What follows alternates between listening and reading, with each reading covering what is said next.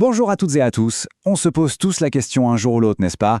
Comment faire travailler son argent? Qu'on ait quelques économies de côté ou même une entreprise à financer, eh bien tout, absolument tout, commence par un choix qui est juste crucial, celui du bon contrat. C'est vraiment la pierre angulaire de toute stratégie d'investissement. Et aujourd'hui, on va décortiquer ça ensemble, on va regarder les options qui existent. Et pour nous guider dans ce monde qui peut paraître un peu complexe, on s'est appuyé sur l'expertise des équipes de Nivana Capital et du comptoir de la finance. C'est grâce à leur éclairage qu'on peut vous présenter cette analyse détaillée. Alors concrètement, comment on s'y prend? Au-delà des grandes théories, ce qui compte, ce sont les outils juridiques et fiscaux bien réels. Les contrats d'investissement, c'est eux qui vont vraiment structurer tout le parcours. Allez, explorons ensemble les plus importants. Notre parcours va se faire en 4 grandes étapes. On va commencer par le moteur de l'économie, le private equity. Ensuite, on verra comment on peut protéger et faire grandir son patrimoine personnel. Après ça, on plongera dans le grand bain de la bourse pour finir par explorer des chemins un peu moins connus, les fameux investissements alternatifs. C'est parti.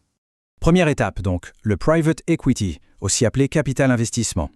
Ici, on oublie un peu les graphiques qui clignotent sur les marchés financiers. On parle d'investir directement dans l'économie réelle, c'est-à-dire financer des PME, des startups qui ont du potentiel, bref, toutes ces entreprises qui ne sont pas encore sur les grandes places boursières.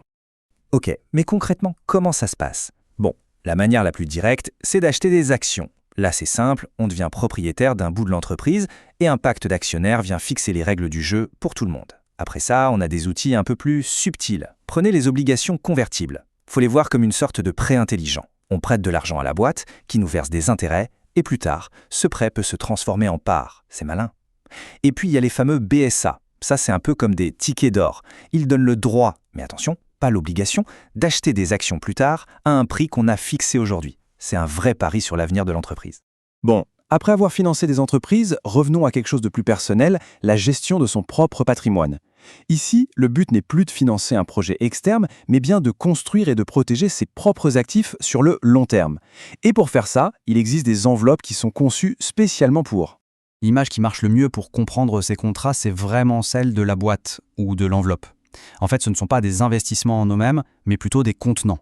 Et à l'intérieur de cette boîte, on peut y mettre toutes sortes de choses. L'objectif principal, c'est de protéger tout ce qu'il y a dedans grâce à un cadre légal et fiscal qui est souvent très avantageux. Dans cette famille d'enveloppes, il y a 3 grands champions. La star absolue, c'est bien sûr l'assurance vie, le vrai couteau suisse de l'épargnant français. Elle est super flexible et sa fiscalité est optimisée, surtout pour la succession. Son cousin, mais pour les pros, c'est le contrat de capitalisation. Lui, il est parfait pour une entreprise qui cherche à faire travailler sa trésorerie. Et enfin, pour préparer l'avenir, le PER est juste imbattable. Chaque euro versé peut venir réduire les impôts d'aujourd'hui, tout en se construisant un capital pour la retraite. Allez, on change complètement de décor, on entre maintenant dans l'arène des marchés financiers, la bourse. Là, on n'investit plus dans des petites PME, mais dans des géants, des entreprises cotées dont les actions s'échangent à chaque seconde. Pour y accéder, il y a 2 contrats principaux qui se tirent la bourre. Le choix ici, c'est un arbitrage assez classique, vous savez, le fameux dilemme entre liberté et fiscalité. D'un côté, on a le compte titre ordinaire, le CTO. Lui, c'est le passeport pour le monde entier. On veut des actions Apple, des ETF qui couvrent la planète, pas de problème, aucune limite. Le revers de la médaille, bien sûr, c'est que les gains sont soumis à la fiscalité standard. Et de l'autre côté, on a son concurrent, le PEA. Lui, c'est le champion de l'Europe. Alors oui, il est limité aux actions du continent et il y a un plafond de versement. Mais son avantage, il est juste énorme. Après 5 ans, les plus-values sont complètement exonérées d'impôts sur le revenu.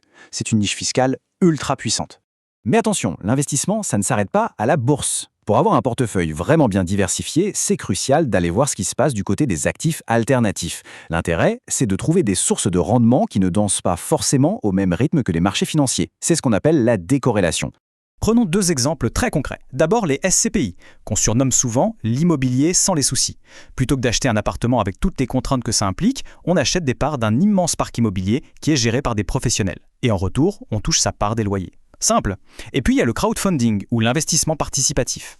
Là, on se met à plusieurs pour prêter de l'argent et financer un projet bien précis. Ça peut être de l'immobilier, un projet écologique, sur une durée assez courte en visant des rendements qui sont souvent très attractifs. Voilà, on a fait un bon tour d'horizon. On a vu qu'il y a une multitude de contrats et que chacun a ses propres règles du jeu en termes de rentabilité, de fiscalité et de risque. La grande question maintenant, c'est comment on fait le bon choix? Et la conclusion, la chose la plus importante à retenir de tout ça, c'est que la recherche du contrat parfait, c'est une illusion. Il n'existe pas. Le seul et unique meilleur contrat, c'est celui qui colle parfaitement à des objectifs personnels, à un horizon de temps et à une tolérance au risque qui sont propres à chacun. Et ça nous amène à une toute dernière réflexion.